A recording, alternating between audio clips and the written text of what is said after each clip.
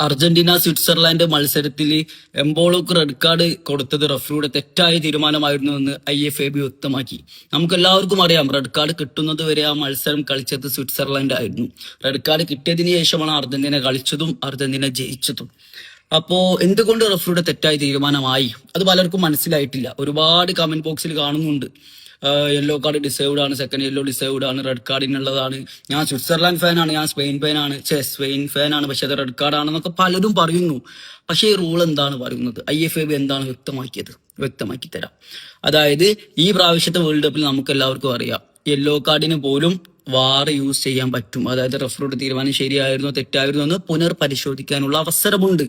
പക്ഷെ അതിനർത്ഥം ആ യെല്ലോ കാർഡ് റഫറി ആർക്കെതിരാണോ വിളിച്ചത് ആ താരത്തിന് യെല്ലോ കാർഡ് സ്റ്റാൻഡ് ചെയ്യണോ, അതായത് യെല്ലോ കാർഡ് തന്നെ നൽകണോ, അല്ലെങ്കിൽ യെല്ലോ കാർഡ് പിൻവലിക്കണോ എന്നതിനുള്ള നിയമമാണ്. അല്ലാതെ ആ യെല്ലോ കാർഡ് മാറ്റിയിട്ട് എതിർ ടീമിന്റെ കളിക്കാരന് കൊടുക്കാനുള്ള റൂൾ ഇല്ല എന്നാണ് IFAB വ്യക്തമാക്കിയത്. ആ മിസ്റ്റേക്കാണ് റഫറിക്ക് സംഭവിച്ചത്.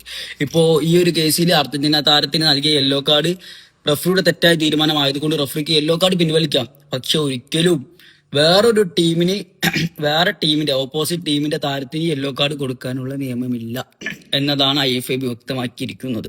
ആ മിസ്റ്റേക്ക് കാരണമാണ് സ്വിറ്റ്സർലാൻഡ് പുറത്തായത് എന്നും നമുക്ക് പറയാം. അല്ലെങ്കിൽ രണ്ടിൽ ആര് വേണമെങ്കിലും ജയിക്കാമായിരുന്നു. ആ റെഡ് കാർഡ് വന്നപ്പോൾ കളി മാറി.